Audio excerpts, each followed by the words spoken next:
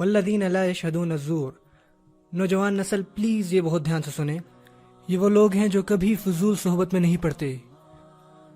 زور کا مطلب ہوتا ہے جھوٹی گواہی، اور اس کا یہ مطلب بھی ہوتا ہے ایسی کمپنی جس کا کوئی فائدہ نہیں. یہ باطل ہے.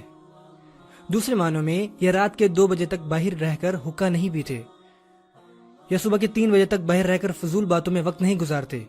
یہ ایسا نہیں کرتے. اور کیوں نہیں کرتے یہ ایسا؟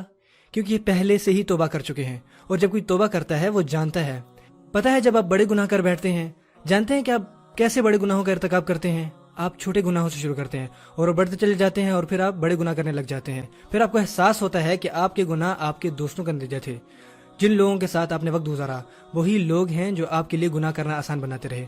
تو اللہ فرماتے ہیں جب انہوں نے توبہ کر لی تو اس بات کو یقینی بناتے ہیں کہ وہ کسی برائی کی محفل میں کبھی نہیں بیٹھیں گے، وہ کسی جھوٹے اجتماع میں نہیں شرکت کریں گے.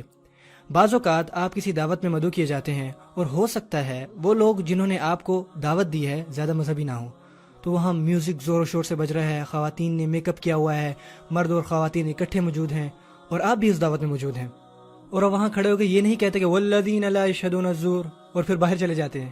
مگر نہیں، آپ کوئی اچھا ایکسکیوز کرتے ہیں کہ یار مجھے جانا ہے، اور پھر آپ جاتے ہیں، مغرب کی نماز ادا کرتے ہیں اور عشاء تک وہیں رہتے ہیں، اور عشاء کی نماز کے بعد جب آپ واپس آتے ہیں تو وہ تمام لوگ جا چکے ہوتے ہیں.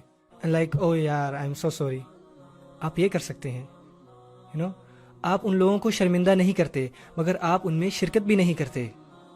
آپ اسے نکلنے کا اچھا مناسب طریقہ استعمال کرتے ہیں. سو اللہ کے فرماتے ہیں وَإِذَا مَرُّوا بِاللَّغْوِ مَرُّوا كِرَامًا.